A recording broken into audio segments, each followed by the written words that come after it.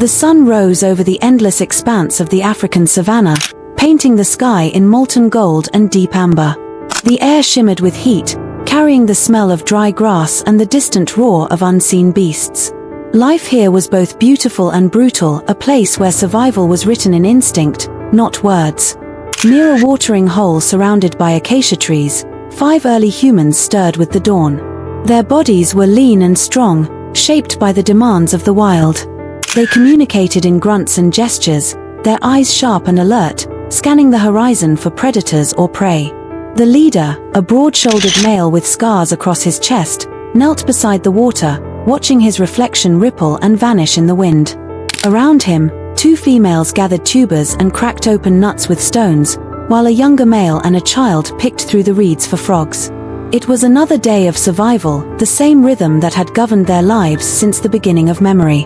Yet something was different today. The air felt heavy, charged with a strange tension. Birds took flight suddenly, filling the sky with shrill cries. The ground beneath their feet trembled ever so slightly, as though the earth itself was awakening. The leader lifted his head, nostrils flaring, eyes narrowing toward the horizon. A low rumble rolled across the plains, not thunder, not the footsteps of elephants, but something deeper, alien.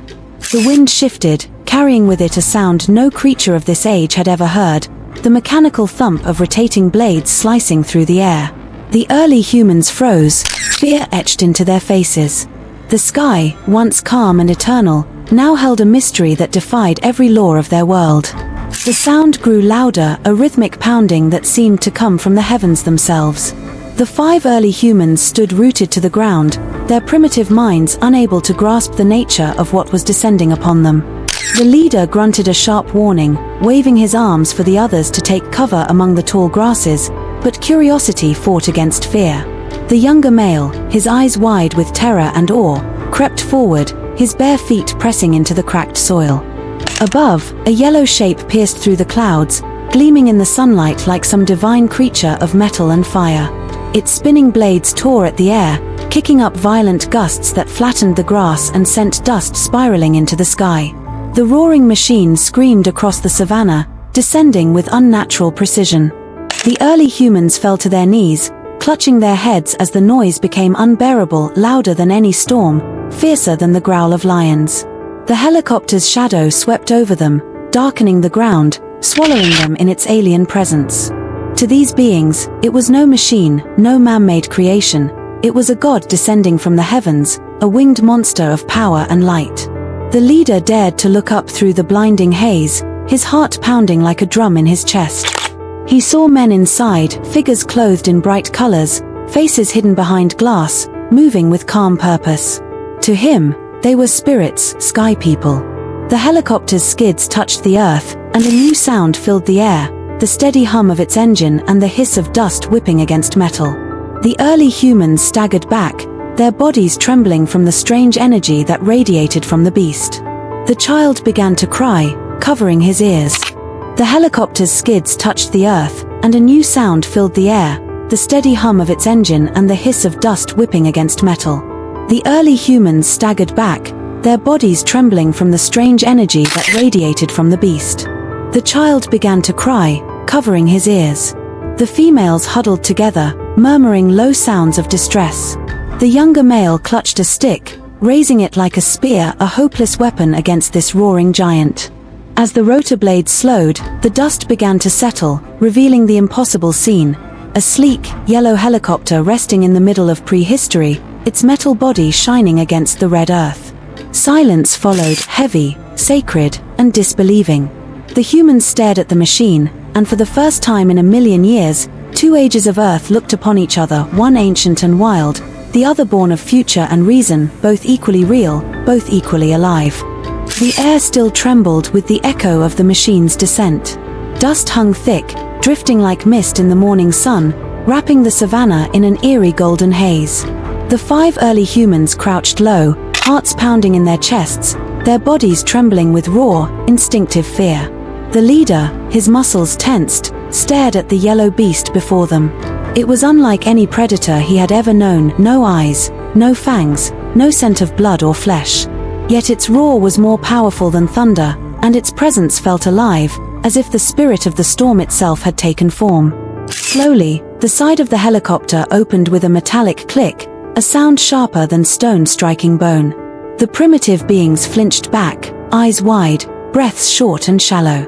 From within the machine stepped two humans, dressed not in hides or woven grasses, but in bright synthetic fabric that shimmered like the sun. Their helmets glinted with glass visors, their hands covered in black gloves.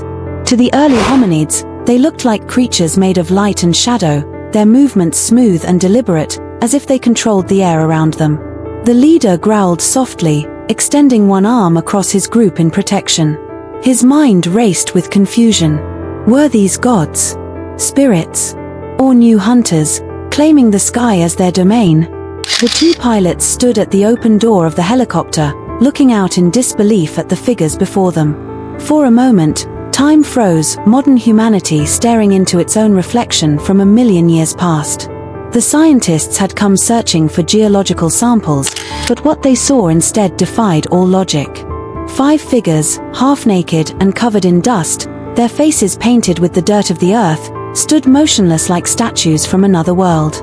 The older pilot raised his hand slowly, as if greeting a wild animal. His voice trembled through the headset. "You're seeing this, right? My God, they're human." His partner swallowed hard, nodding, unable to find words. The early humans, watching the gesture, hesitated. The leader tilted his head, his dark eyes flicking between the hand and the man's face. He recognized the movement not as a threat, but as something gentler. A gesture of peace, though the concept of peace as language did not yet exist. He straightened slowly, standing to his full height, dust sliding down his shoulders. The others watched him, waiting for his command.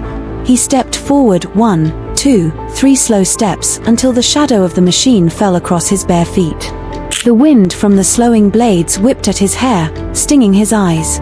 He squinted, trying to understand. Behind him, the younger male let out a low growl, ready to flee. But the leader raised a hand, calming him. Something deep within him, older than reason, older than words, told him that this was not a beast to be fought, but a mystery to be faced.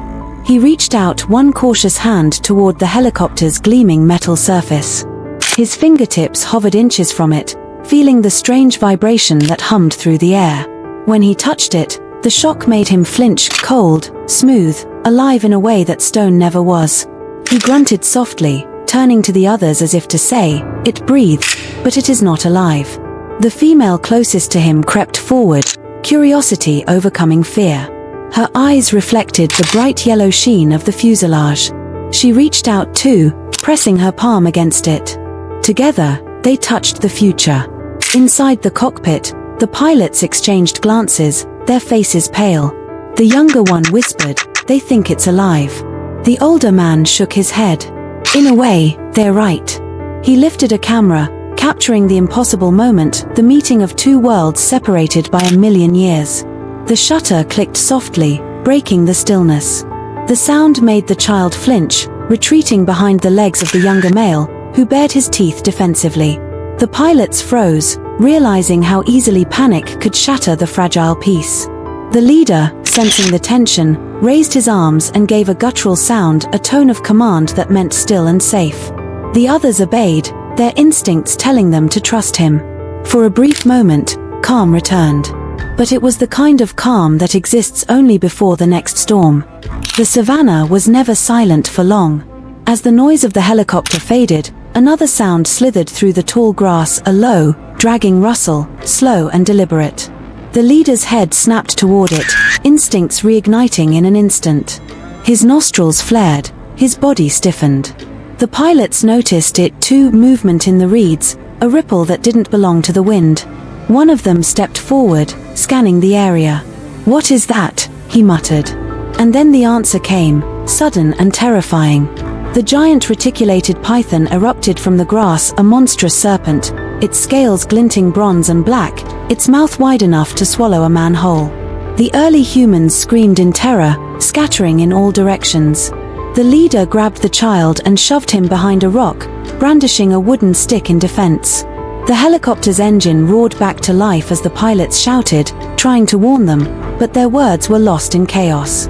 Dust filled the air again, mixing with cries and hissing. The serpent lunged, its massive body coiling toward the nearest target, the young male who had been standing too close to the grass.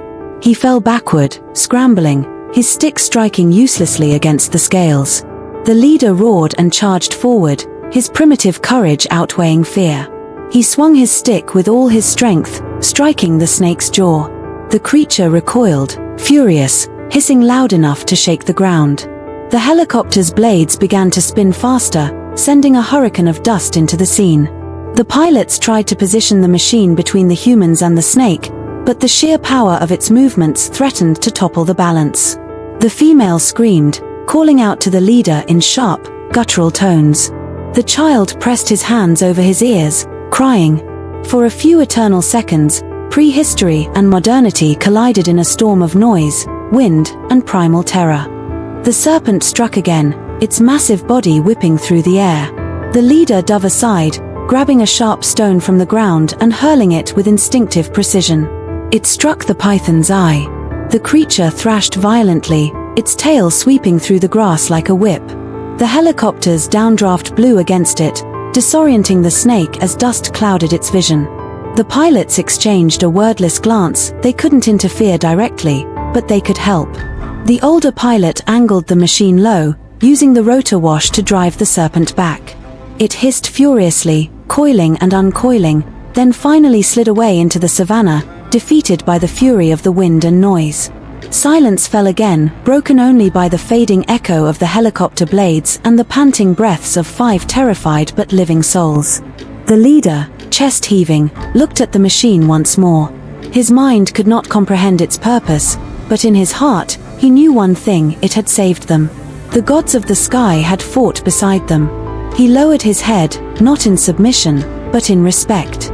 The pilots, equally shaken, looked down at the ancient humans below, their ancestors, their mirror in time. No words were exchanged. None were needed. In that shared gaze, across the gulf of 1,000,000 years, understanding passed, silent, eternal, and pure. The savanna lay in silence, as though the world itself was holding its breath. The storm of dust began to settle, revealing the aftermath of chaos: trampled grass, scattered stones, and the faint tracks of the giant serpent retreating into the distance. The air still shimmered with heat and tension, yet beneath it lingered something new, a fragile calm, the echo of survival. The 5 early humans stood together, their chests rising and falling with exhaustion, their skin coated in red dust and sweat. The leader's eyes stayed fixed on the helicopter, the gleaming yellow beast that had fought the serpent and saved them from death. He didn't understand what it was, nor where it had come from, but deep in his mind, in that ancient part that sensed the rhythm of storms and the language of the wind, he felt it was alive. Not of flesh and blood, but alive in power. He took a hesitant step forward, lowering his stick to the ground. The younger male followed, still breathing hard, eyes darting between the machine and the horizon, afraid the snake might return. The 2 females clutched the child, who peeked out from behind them, wide-eyed and trembling. The world he knew, the endless sky, the silent grass, the circle of hunt and fire, had just been torn open by something greater than imagination. Inside the helicopter, the pilots sat in stunned quiet. Their instruments flickered, and the sound of the rotors slowed to a rhythmic hum. The older pilot removed his helmet, running a hand through his sweat-soaked hair, eyes fixed on the primitive figures outside. "We shouldn't be here," he murmured, voice low, filled with awe. The younger one, still gripping the controls, could barely speak. "They saved each other," he whispered. "Did you see that? He fought that thing with a stick." They both fell silent again, the weight of what they'd witnessed pressing down on them. They weren't looking at history, they were standing inside it. Every second felt sacred, fragile, and impossibly real. Outside, the leader raised his head and stared back at them. For a long moment, human eyes, ancient and modern, met through the veil of dust and sunlight. No words crossed between them, yet a connection was born, something older than language and stronger than time. In that gaze, the pilots saw courage, fear, and wonder, the raw essence of humanity untouched by civilization.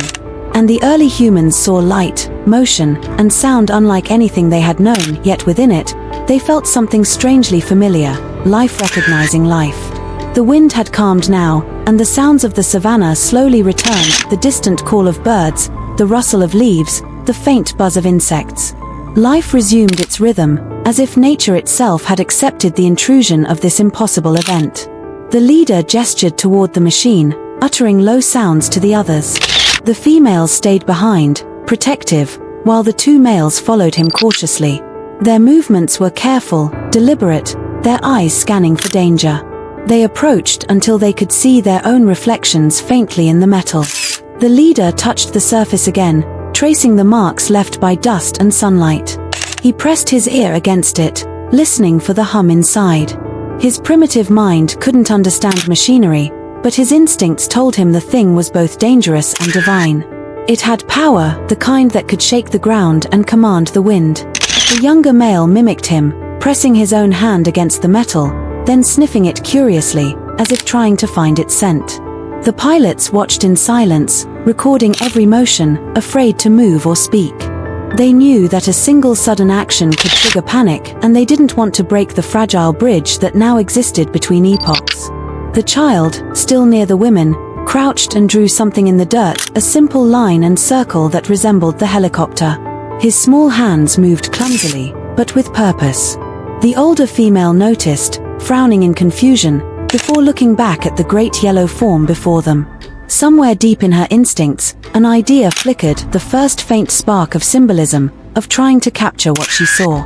It was a moment so small it might have been lost to time, yet it marked the beginning of thought, of story, of the very first act of human imagination.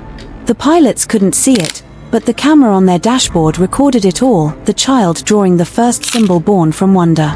The sun climbed higher, burning the mist away. The leader squinted up at it, then back to the machine, as if comparing the two. Both were bright, powerful, unreachable.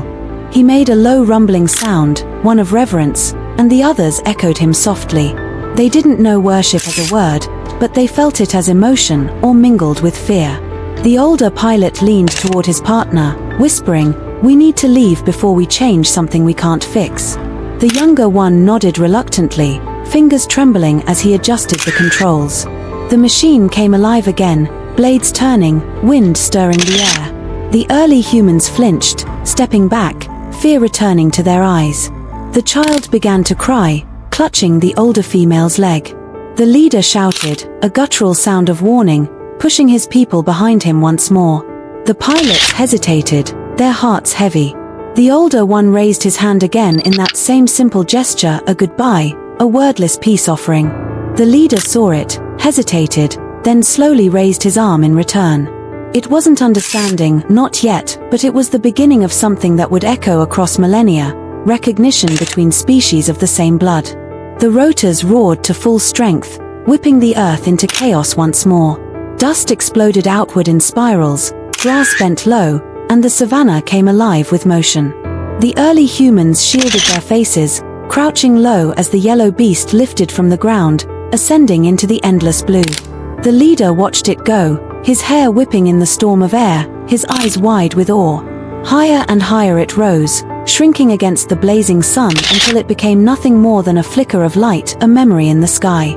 Then it was gone. The noise faded, the dust fell, and silence returned. The group remained still for a long time, as if afraid to move and wake from a dream. Finally, the leader turned to his people, his expression unreadable. He pointed to the sky, then to the mark the child had drawn in the earth. The others looked on, unsure, but they felt the weight of what had happened. Something had changed in them, not in their bodies, but in their minds. They had seen a god of the sky, and the memory of it would live in their stories, their gestures, and the way they looked at the world forever. As the sun began to fall, painting the sky in shades of fire and dusk, the leader sat by the water's edge once more.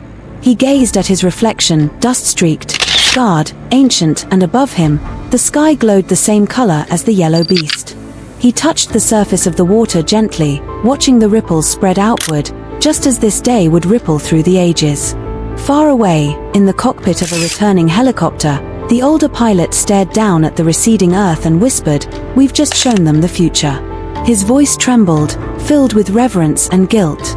The younger one nodded silently, eyes fixed on the horizon. Below them, the savanna stretched vast and timeless, carrying both the memory of beasts and the first spark of human wonder, the day when life from 1,000,000 years ago met the sky. Night came slowly to the African savanna, wrapping the world in a deep blue calm. The last of the sun's fire died behind the horizon, leaving streaks of crimson fading into indigo. Crickets began to sing, and the dry wind whispered through the tall grass. The 5 early humans huddled together near a small fire, their faces lit by its trembling glow. The leader sat closest to the flame, staring into it as though he could still see the yellow creature rising into the heavens. The others murmured softly, restless with the memory of what had happened. The air still carried the faint scent of dust and smoke, and somewhere in the distance a lion roared, the ordinary sound of their world, now changed forever. The leader picked up a piece of charcoal from the fire and drew a rough shape on the ground, a circle with lines stretching from it, crude yet deliberate. The others watched him in silence. The child pointed upward, making a soft woo sound like the roar of the machine. The older female nodded slowly, touching the mark as if to remember it. None of them understood why they did this, only that the day could not be forgotten. It had carved itself into their minds like a scar across the sky. When dawn returned, the savanna shimmered again under the new light, calm and endless, as if nothing extraordinary had ever happened. But the group moved differently now. Their eyes searched the sky more often, their gestures had changed, subtle, filled with caution and curiosity. As they walked through the golden grass, the leader carried a new kind of silence, the kind that belongs to one who has seen something beyond comprehension. At the watering hole, he knelt again, watching his reflection ripple in the sunlight. Above him, the air was empty, only the wind moving the clouds. Yet in his mind, the sound of the spinning blades still echoed, deep, rhythmic, unforgettable. He touched his chest lightly, feeling his heartbeat match that remembered rhythm. To him, the sky had spoken once, and he was listening for it to speak again. The females gathered berries nearby, their laughter returning slowly, though every so often they would stop and look up, half expecting to see that yellow bird descend again. The child played in the dirt, drawing circles and lines with a stick, repeating the same motion as the night before. The younger male hunted along the edges of the grassland, but even he, bold and wild, glanced often toward the open sky. Something inside all of them had awakened a new sense of awareness, a curiosity born not from hunger or fear, but from wonder. Days passed. Then weeks. The world around them went on as it always had. Herds migrated, rains came and vanished, fires burned and died. Yet within this small band of humans, the story of the sky beast lived on. Around their fires, they told it again and again through gestures and sounds, the thunder from the clouds, the golden wings, the serpent of the grass, and the wind that saved them. With each retelling, the memory grew larger, brighter, transforming from fear into meaning. It became a tale not of terror, but of power, of gods who lived above, who brought light and sound and had driven away the monster that had threatened them. The leader became the first storyteller, his grunts and motions weaving a rhythm like the beating blades of the helicopter. His tribe listened, eyes wide, the firelight dancing across their faces. The story became ritual, and the ritual became memory, passed from night to night, generation to generation, until the meaning blurred but the feeling endured. Long after the dust of their footprints faded from the earth, the echo of that day remained, the first myth of the sky. Far above, in another time and age, the helicopter's black box stored the data of that impossible encounter, coordinates, recordings, footage of 5 figures on the savanna staring at the machine with eyes full of fear and awe. When the craft returned to its research base, the pilots stepped out in silence. They couldn't explain what had happened. They spoke of geological anomalies, of unexpected weather interference, but in their hearts they knew the truth. They had crossed time itself. The scientists examined the footage in disbelief, the dust-covered humans, the crude tools, the unmistakable landscape of a prehistoric world. Some called it an illusion, a hallucination caused by atmospheric distortion. But others, the quiet ones who still believed in mysteries, watched the recording again and again, listening to the faint cries of the early humans and the heartbeat-like rhythm of the rotors. To them, it was not a glitch or an error. It was proof that time was not a straight line but a circle, and that somewhere in the deep past, The future had already been seen. Back in the ancient Savanna, years turned into generations.